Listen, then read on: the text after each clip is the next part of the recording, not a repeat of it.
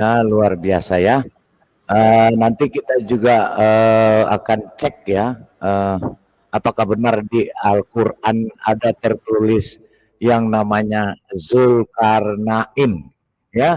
Karena Zulkarnain ini itu adalah Alexander the Great katanya ya. Jadi nanti kita akan lihat, kita akan buktikan di dalam kitabnya ada atau tidak yang namanya Zulkarnain. Nah, Zulkarnain itu itulah si Alexander the Great yang katanya membangun tembok besi untuk mengurung setan-setan raksasa katanya ya. Bahkan banyak yang sudah murtad karena membaca ini, tidak pernah ada kebenaran katanya. Tapi kalau kita akan melihat apakah memang benar seperti itu. Kita akan buktikan ya. Nah, kalau berbicara Alexander the Great, ya, Alexander the Great ternyata setelah saya baca-baca, ya, ini ternyata memang dongeng, benar-benar dongeng karena ini dari dari kisah Yunani. Nah, ini juga diketahui oleh orang-orang Yahudi sebagai dongeng, makanya di dalam Alkitab Nabi Daniel membicarakan dongeng ini. Dan orang ini yang namanya Alexander ini dijuluki sebagai kambing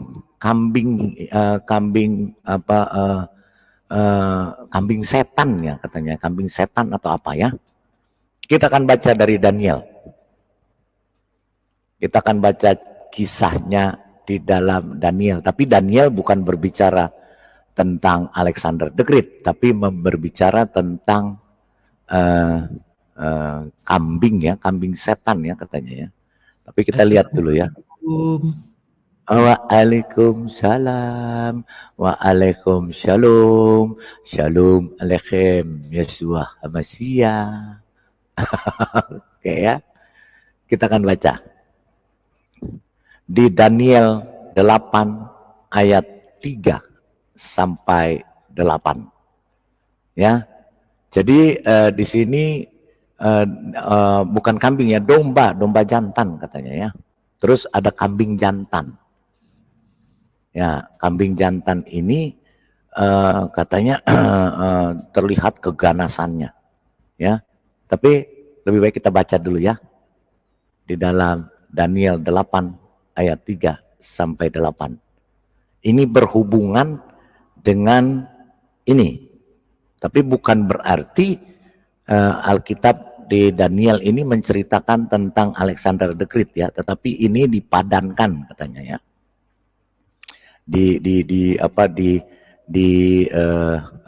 Dinubuatkan atau diartikulasi tentang ini. Kita baca di Daniel Daniel 8 ayat 3 sampai 8. Silakan Pak King, tolong dibacakan Pak King.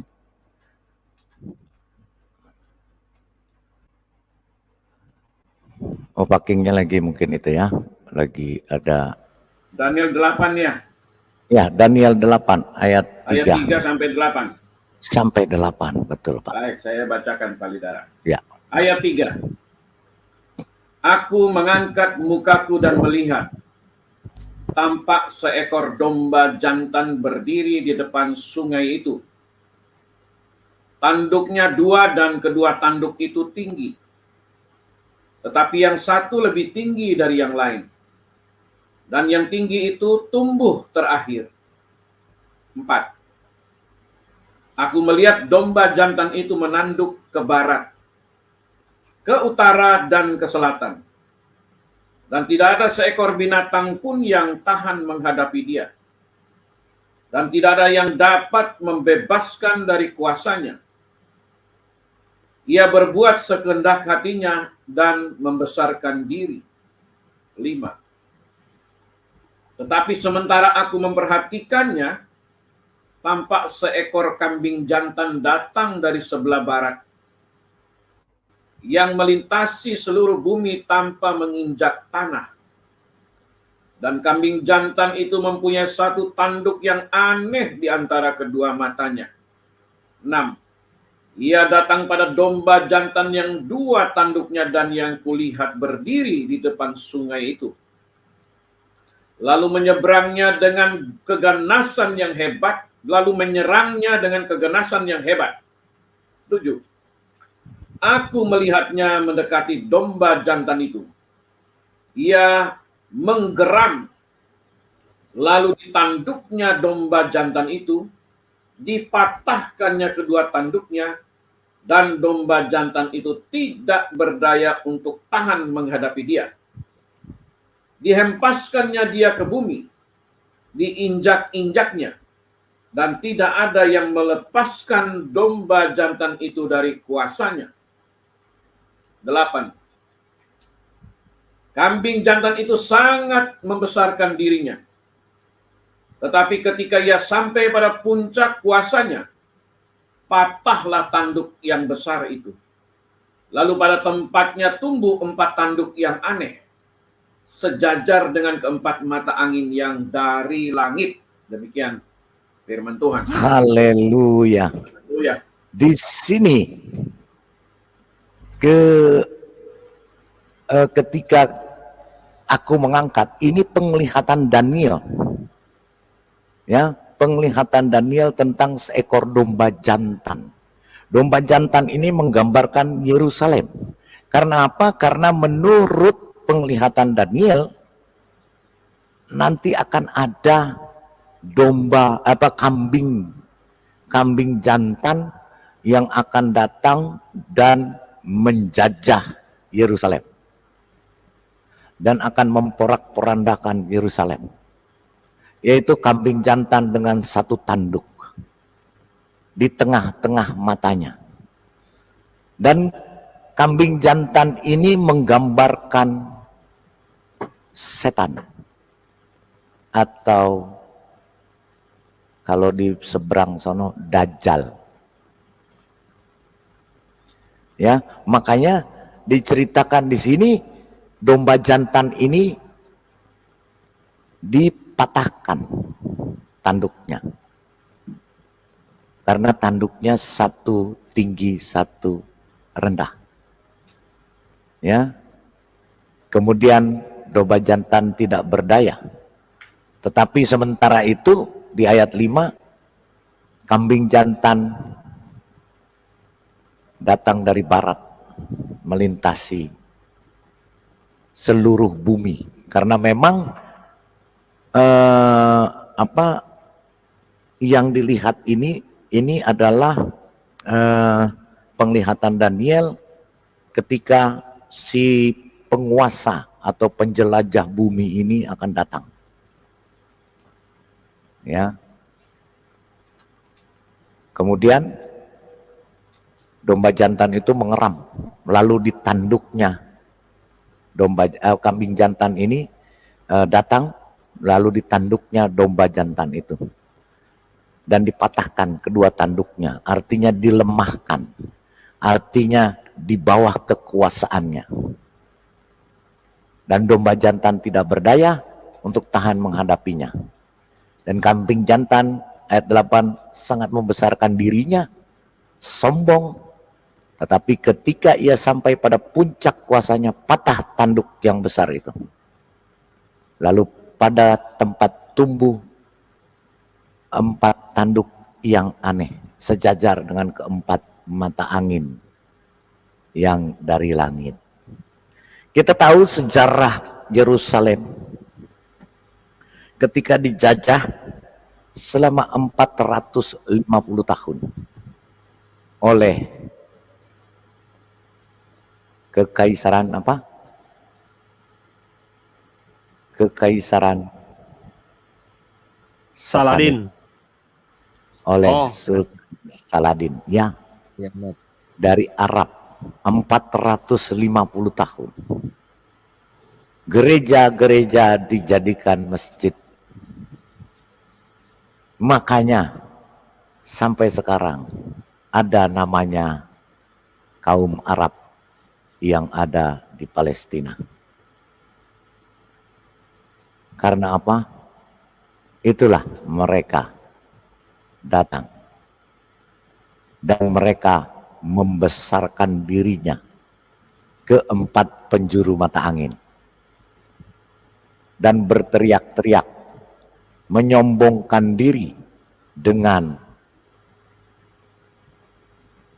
apa, Pak? 4 penjuru mata angin. Ya. Berteriak-teriak dengan apa, Pak? Setiap hari kan kita dengar. Membesarkan dirinya, tetapi ketika sampai ke puncak puasanya, patahlah tanduk yang besar itu. Lalu keempat itu tumbuh 4 tanduk yang aneh sejajar dengan keempat mata angin yang dari langit. Tanduk yang satu itu kekuasaannya patah. Kemudian tumbuh tanduk yang aneh. Tanduk yang aneh itulah melambangkan corong 4 penjuru angin. Dan dengan corong itu mereka berteriak-teriak setiap hari. 4 penjuru mata angin. Kok ngeri sekali ya? Ngeri ya. Itu gambaran Daniel tuh sangat-sangat jelas. Ya, itu. Jadi ya. Nah, Pembeli darah. Ya, iya. Aku cantik gak di gambarku? Oh, mana? Belum lihat. Belum lihat. Cantik sekali. Oh, cantik. Wih, Boleh cantik kenalan. sekali. Boleh kenalan. Ini kenalan tuh, cantik sekali mukanya. Aduh, luar biasa. Kenapa saya langsung mau muntah ya? Jangan gitu lu, jangan gitu Pak, itu Yesemia Pak. Oh, cantik. Kalau mau murtad cantik. Ya, jadi Lanjut.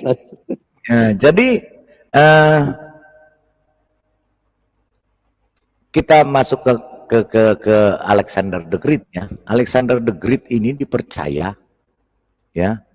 Alexander the Great ini dipercaya lahir pada tahun sekitar 336 sebelum Masehi. Dan pada tahun itu belum ada namanya Mekah dan Madinah. Omong kosong. Mekah dan Madinah itu ada di abad ke-5 dan ke-6. Ya, belum ada. Kita kemarin sudah kita buktikan. Ya, jadi omong kosong kalau Mekah dan Madinah itu ada di abad pertama sampai abad ke-5. Itu masih jazirah gurun pasir. Apa? Itu dari tulisan pengembara-pengembara. Termasuk Alexander the Great ini. Dongengnya. Belum ada Mekah. Ya. Palidara. Ya. Keledai dungu mana tahu abad Palidara, dipikir makanan apa itu? Itu ya. Mereka nggak tahu abad, Pak. Iya, omong kosong, belum ada. Mekah dan Madinah namanya Jazirah Arabia, Saudi Arabia itu adanya abad ke-6. Semua tulisan Strabo ya, tulisan dari Romawi, penjelajah dari itu semua ada. Karena apa? Karena orang-orang Romawi dia punya kepentingan untuk menduduki daerah-daerah yang strategis. Makanya mereka tidak segan-segan mengirim ekspedisi mereka untuk menjelajahi, melihat kota-kota mana yang bisa mereka duduki. Ya, makanya melintas mereka di sana. Dan ketika mereka melintas di sana belum ada apa-apa. Yang ada cuman kadal gurun. Kadal gurun juga nggak kuat di sana. Karena masih padang pasir. Jadi belum ada. Nah, Alexander the Great ini juga kita akan lihat bagaimana Alexander the Great berkuasa. Kita lihat. Kita pakai data, bukan pakai congor. Bukan seperti sampah sana, cuma congor doang. Kalau kita pakai data. Om Lidah. Oke. Iya, Shalom. Pak. Shalom. Shalom. Ya shalom bangkai. namanya ngeri-ngeri, bangkai apa nih? Bangkai binatang. Oke. Kita lihat Alexander Agung dalam legenda Wikipedia. Alexander Agung dalam legenda.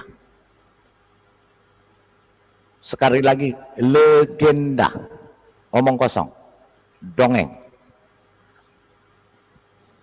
Oke, kita akan lihat ada banyak catatan legendaris seputar kehidupan Raja Makedonia Alexander Agung dengan jumlah yang relatif besar berasal dari masa hidupnya sendiri, mungkin didorong oleh Alexander sendiri. Ya. Dia di zaman kuno, di zaman dulu dia sebagai penakluk yang dinubuatkan. Nah, Raja Philips. Nah, ini mulai dongengnya nih ya. Kita mulai dongengnya ya. Raja Philip bermimpi di mana ia mengambil segel lilin dan menyegel rahim istrinya. Nah, bagaimana tuh Pak? Kalau rahim disegel ya? Ada yang tahu nggak di sini? Dikasih Bisa, gembok, bisa Pak. beranak. Dikasih gembok. Disegel pakai stempel pos. Ya. Segel itu memiliki gambar singa. Peramal Aristander menafsirkan ini berarti bahwa Olimpias sedang hamil. Karena laki-laki tidak menyegel apa yang kosong. Dan bahwa ia akan melahirkan seorang putra yang berani dan seperti singa. Tertulis di buku Eporus FGRH 70 halaman 217. Ini bukunya ya.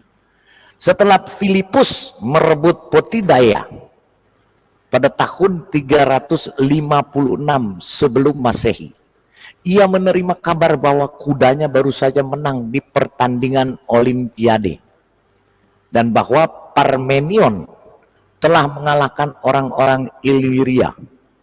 Kemudian dia mendapat kabar tentang kelahiran Alexander. Para peramal mengatakan kepadanya bahwa seorang putra yang kelahirannya bertepatan dengan 3 kemenangan akan selalu menang. Ketika Alexander muda menjinakkan kuda bernama Bocephalus, ayahnya mencatat bahwa Makedonia tidak akan cukup besar untuknya. Alexander yang didewakan.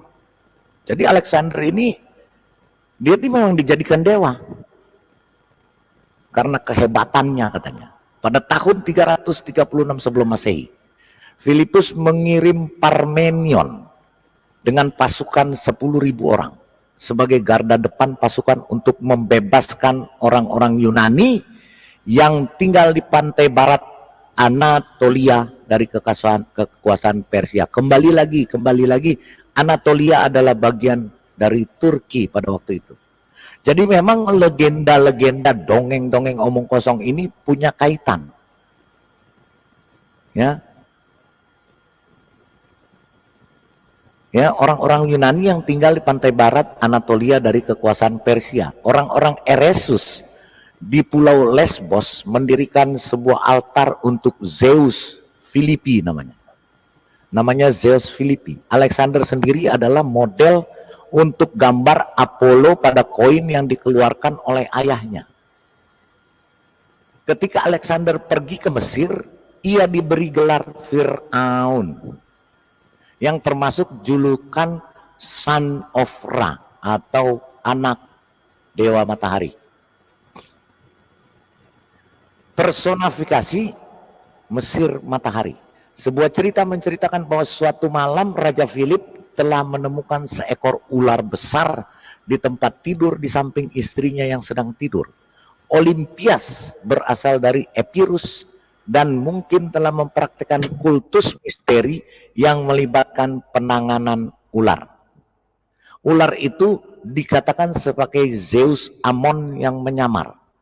Setelah kunjungannya ke oasis Siwa pada bulan Februari 331 sebelum Masehi, Alexander sering menyebut Zeus Amon sebagai ayah kandungnya. Sekembalinya ke Memphis pada bulan April, ia bertemu dengan utusan dari Yunani yang melaporkan bahwa Erythraean Sibyl telah mengkonfirmasi bahwa Alexander adalah putra Zeus. Jadi Alexander the Great alias Zulkarnain putra Zeus. Om Lidara, Ya, ini Alexandernya ganteng nggak? oh, ganteng. Seksi Nanti ada sekali. mukanya. Dan ada mitos juga Alexander ini naik kuda terbang naik ke langit dengan 2 kuda terbang. Nanti kita lihat. Pada tahun 3 kudanya kuda bersayap. Kalau saya lihat sama dengan burak ya. Tapi dia ada 2. Pada 3310 sebelum Masehi, Alexander mulai mengadopsi unsur-unsur pakaian kerajaan Persia. Pada tahun 320 sebelum Masehi, ia memperkenalkan proskenesis, sebuah penghormatan ritual yang diberikan oleh orang Persia kepada penguasa mereka. Para prajurit Yunani melawan karena sujud. Nah, ini dia. Jadi penghormatan ritual itu mereka sujud menyembah. Sujud menyembah itu dengan berlutut, kepala ditaruh di tanah. Ya, jadi mereka punya ritual untuk sujud menyembah ya kepada Alexander ini sama penguasa-penguasa. Karena sujud sembah seperti itu disediakan untuk menghormati para dewa. Sujud sembahnya udah tahu, apa perlu saya gambarkan? Jadi tangannya, telapak tangannya di tanah, di lantai, kepalanya di lantai, telapak tangannya di samping kepalanya, berlutut, baru badannya membungkuk dan kepalanya menyentuh lantai. Itu sujud menyembah untuk menyembah dewa. Kemudian mereka menganggap penghujatan ini di pihak Alexander pasti akan membawa kecaman dari para dewa. Ketika Pitya menolak untuk menjawab Alexander, dia mulai menyeretnya ke kuil. Kemudian Pitya berseru, "Kamu tak terkalahkan, oh muda." Di dalam Anikeptos Eo Pai Plutarkos Al 1467. Orang yang biasa melepaskan ikatan Gordian akan menjadi Raja Asia di Arianos 2.3. Meskipun Daniel, nah ini Daniel nih, kitab Daniel yang tadi kita baca. Meskipun Daniel tidak menyebut namanya, Alexander adalah kambing jantan dan Raja Jawa Yunani. Yang tadi kita baca tuh Pak King David ya. Ya, di Daniel. Meskipun Daniel tidak menyebut namanya, Alexander adalah kambing jantan dan Jawa Raja Yunani, datang dari barat dan melintasi bumi tanpa menyentuh tanah. Betul. Dia menagih domba jantan itu dengan sangat marah. Dia menghancurkan tanduk Media itu ya, dan Persia, dan menjatuhkan domba jantan itu ke tanah dan menginjak-injaknya. Daniel 8 ayat 3. Ya, berarti domba jantan itu kan daerah Media. Jadi dia menjajah, menundukkan daerah Media dan Persia. Nanti juga dia akan masuk ke Yerusalem. Alexander lahir pada hari yang sama kuil Artemis di Efesus dibakar. Jadi, nah saya mau cerita lagi nih. ketika di Efesus memang ada kuil Artemis yang saya bilang. Itu 7 pemuda yang tertidur, 7 pemuda Kristen yang tertidur di goa, itu mereka untuk dipersembahkan di kuil Artemis. Di Efesus. Ya. Ini berkenaan juga dengan kota Efesus. Karena Efesus itu memang pusatnya dulu. Ya, Alexander lahir pada hari yang sama di kuil Artemis di Efesus, ketika Efesus dibakar. Plutarkos mengatakan bahwa Artemis terlalu sibuk dengan pengiriman Alexander untuk menyelamatkan kuilnya yang terbakar. Alexander kemudian menawarkan untuk membayar pembangunan kembali bait suci Artemis, tetapi orang-orang Efesus menolak dengan alasan bahwa tidak pantas bagi dewa untuk mempersembahkan persembahan kepada dewa-dewa lain. Tulisan Strabo. Nah, ini Strabo nih. Bukunya Strabo, saya ada bukunya Strabo. Nah, ini Strabo juga yang menyelidiki bahwa Mekah dan Madinah itu belum ada. Mereka ini orang-orang penjelajah. Ya, mereka ini orang-orang, kalau dulu orang Viking katanya, ya nggak tahu benar apa enggak.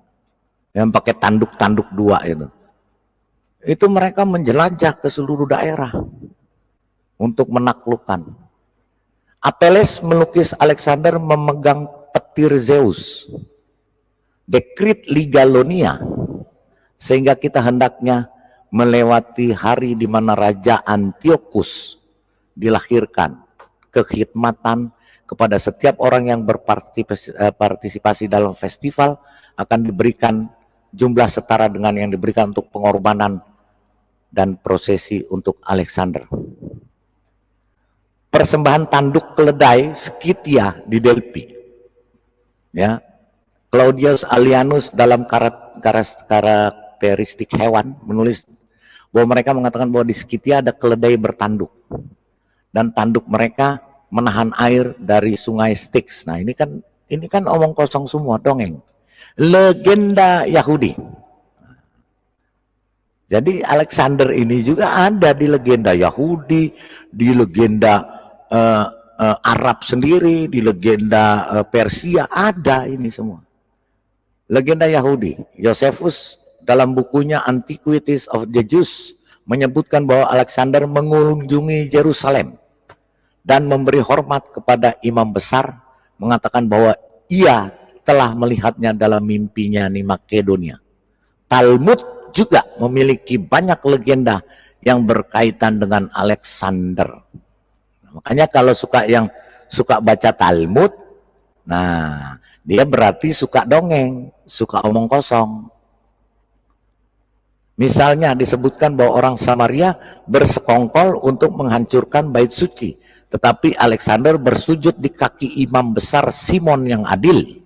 Ini juga menyebutkan bahwa legenda lain tentang Alexander seperti 10 pertanyaan Alexander ke orang bijak dari selatan, perjalanannya ke wilayah kegelapan, Amazon, roti emas, Alexander di gerbang surga, pendakiannya ke udara. Nah, ini dia jadi Alexander, dongengnya, legendanya, dia mendaki naik ke atas, naik ke langit dengan dua kuda bersayap dan turun ke laut. Menurut Talmud, Alexander mencapai gerbang surga. Nah, siapa yang udah pernah ke surga? Dalam cerita yang lain. Seperti Alexander. Ada deh. Ada deh ya. Sama, Alexander ini dia ke surga. Naik 2 kuda bersayap, kuda dongeng. Dia sampai ke gerbang surga. Dalam perjalanan petualangannya di timur mitos, Alexander mencapai pintu masuk Taman Eden dan mengangkat suara nyaring, berteriak, "Buka gerbang untukku." Penjaga Taman Eden berkata kepadanya, "Inilah pintu gerbang Tuhan. Orang benar akan masuk ke dalamnya. Karena kamu tidak benar, kamu tidak boleh masuk. Dia berkata kepada mereka, jika saya tidak mau diterima, setidaknya beri saya sesuatu dari dalam. Mereka memberinya 1 bola mata, biji mata. Dia membawanya dan dia menimbang semua emas dan perak yang dia miliki terhadap bola mata. Namun kekayaan itu tidak seimbang dengan berat bola mata yang lebih besar. Dia berkata kepada para filsufnya, apa ini? Mengapa bola mata ini lebih besar daripada segalanya? Mereka berkata, ini adalah bola mata dari manusia fana, dari daging dan darah yang tidak pernah puas. Dia berkata kepada mereka, dari mana Anda tahu bahwa ini adalah alasan untuk skala yang tidak seimbang? Para filsuf menjawabnya, ambil sedikit kotoran dan tutupi mata. Dia melakukannya dan itu segera diimbangi oleh penyeimbang yang tepat. Mata tidak pernah puas saat bisa melihat. Tertulis di Traktat Tamid, Talmud, namanya Traktat Tamid 32b. Ada juga legenda orang Mesir yang menggugat orang Yahudi sebelum Alexander. Roman Alexander. Nah, ini masuk nih ke Arab.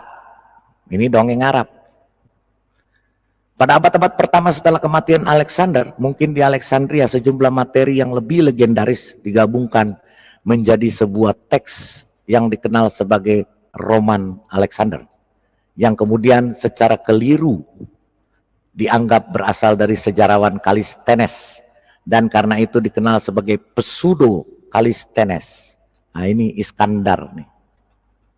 Iskandar melawan musuh ceritanya ya. Teks ini mengalami banyak ekspansi dari revisi sepanjang zaman kuno dan abad pertengahan, menunjukkan platisitas yang tidak lebih tinggi, yang tidak terlihat dalam bentuk sastra lebih tinggi. Terjemahan Latin dan Suryani dibuat pada zaman kuno akhir. Dari sini versi dikembangkan dalam semua bahasa utama. Jadi dongeng ini, legenda Alexander, dibuat dalam semua bahasa Eropa dan Timur Tengah, termasuk Persia Tengah, Suriah, Armenia, Georgia, Persia, Arab, Turki, Ibrani, Serbia, Slavia, Romania, Hongaria, Spanyol, Jerman, Skotlandia, Inggris, Italia, dan Prancis. Jadi dongeng ini udah tersebar zaman abad sebelum Masehi. Tradisi Oriental, gerbang Alexander, gerbang Kaspia adalah penghalang legendaris yang konon dibangun oleh Alexander di Kaukasus untuk menjaga orang-orang barbar yang tidak beradab di utara, biasanya disebut Gog dan Magog atau Yajus dan Majus. Ini Alexander katanya membangun tembok besi, tembok penghalang untuk mengurung Gog dan Magog dari menyerang tanah selatan atau yang disebut Yajus dan Majus. Nah, ini yang ngeri. Nah, Alexander sering diidentifikasi dengan Zulkarnain secara harfiah yang bertanduk 2, disebut dalam Quran Al-Kahfi, Quran 18, tanda bagi 8394. Sama, satu surat dengan legenda 7 pemuda Kristen tertidur dalam goa. Satu cerita. Kesamaan antara catatan Al-Quran dan legenda Alexander Suriah juga ditemukan dalam penelitian terbaru. Lihat Alexander dalam Al-Quran, nanti kita akan lihat. Tradisi Arab juga menguraikan bahwa legenda bahwa Alexander adalah pendamping Aristoteles dan Plato. Jadi kan mereka sering teriak-teriak ya Pak ya. Sebelum saya lanjut, benar nggak Pak, saudara-saudara? Kan mereka sering teriak-teriak, orang Kristen itu agama pagan. Natalnya aja dari itu dewa matahari. Betul nggak Pak? Betul nggak tuh saudara-saudara? Ya kan? Oh, agama Kristen tuh agama pagan, agama dari Romawi. Sekarang kebuka kan? Agama Kristen tuh agama pagan, agama dari sekarang kebuka kan? Siapa yang kitabnya dari kitab dongeng Yunani? Ya Ini dia fakta loh. sendiri. Fakta loh, ya, fakta, ya. Dia bahkan Zulkarnain muridnya katanya Aristoteles, yang katanya Alexander muridnya Aristoteles dan Plato, penyembah matahari, penyembah dewa matahari. Ayo, mau apa lagi? Ya. Oke ya, makanya jangan jadi maling, teriak maling lah, ya. Perlu dibilang dor gak Pak? Dor. Selamat datang di Kunaran. Ya, ini maling rampok, tapi paling seneng teriak-teriak maling, teriak rampok, heran, ya.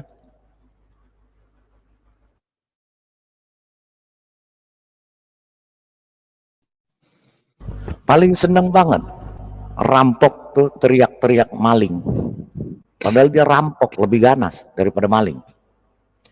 Terima kasih dulu Pak, ini super stiker Oh masuk. ya, terima kasih super stikernya Ibu Ria. Tuhan Yesus memberkati. Saya belum ngomong nih. Belum ngomong ya? Ya udah ngomong deh. Saya juga mau Udah, istirahat. belum ngomong aja udah super stiker ada Pak, apalagi ngomong. Udah, lanjutin aja. Lanjutin ya, oke. Kita saksikan masih ada 2 situs lagi harus kita buka, dua bukti lagi ya. Karena kita harus membuktikan Pak. Jangan, kita nggak boleh asal ngomong, nggak boleh, ya, nggak boleh pakai asumsi, ya, nggak boleh pakai asumsi. Kalau pakai asumsi itu namanya sampah, itu namanya penipu. Kalau cuma pakai asumsi, gitu lah ya, nggak boleh. Kita nggak boleh pakai asumsi. Kita harus pakai fakta, data yang valid, ya, valid, gitu ya. Makanya jangan jadi rampok, teriak maling, gitu ya. Oke ya, oke kita lanjutkan.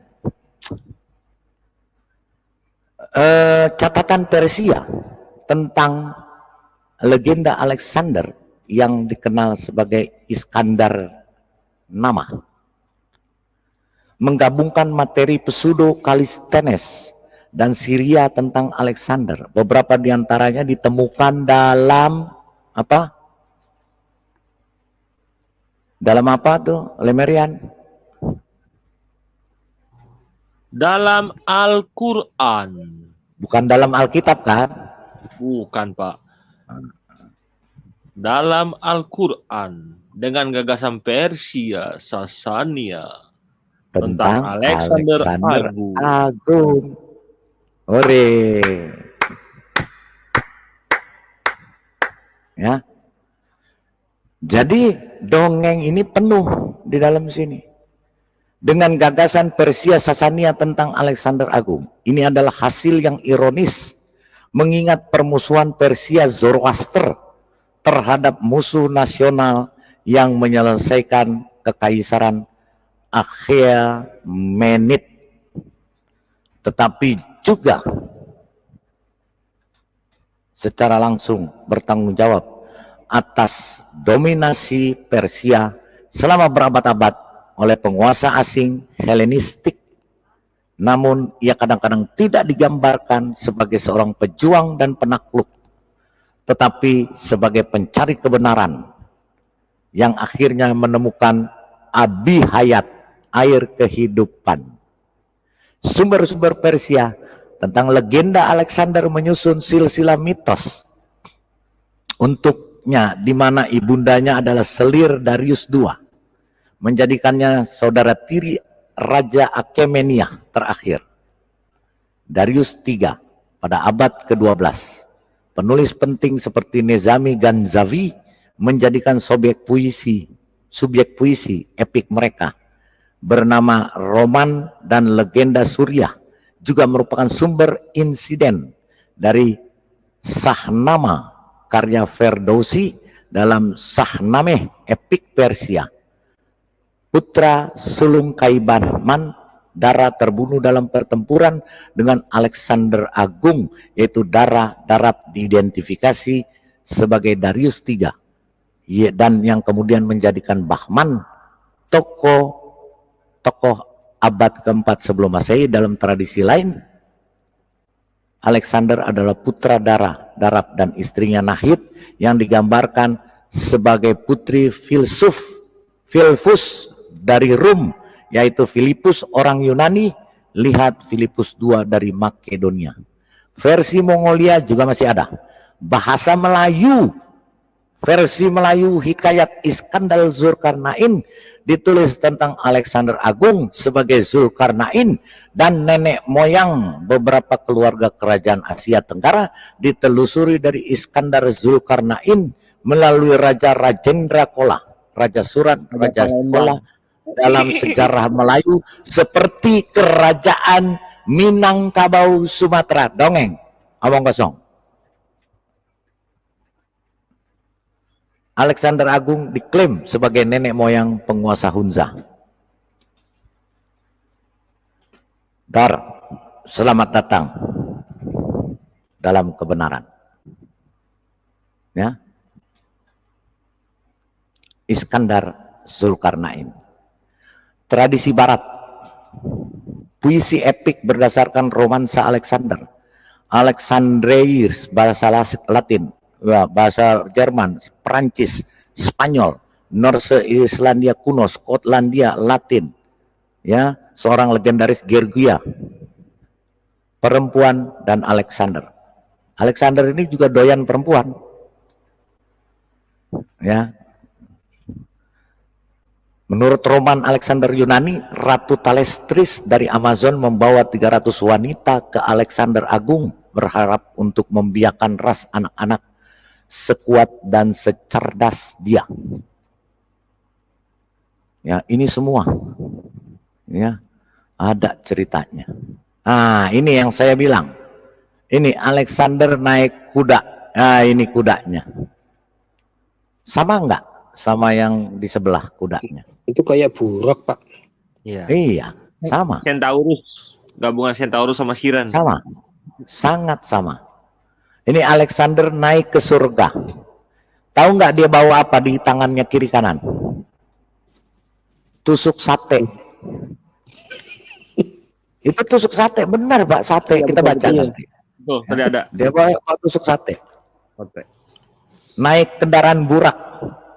Kepalanya burung, bersayap, kakinya kaki seperti kaki ayam. Sate apa, Pak? Nggak tahu, sate babi kayaknya. Ya, nah, Alexander melihat dunia. Sebuah legenda abad pertengahan dalam roman Alexander memiliki Alexander yang ingin melihat seluruh dunia.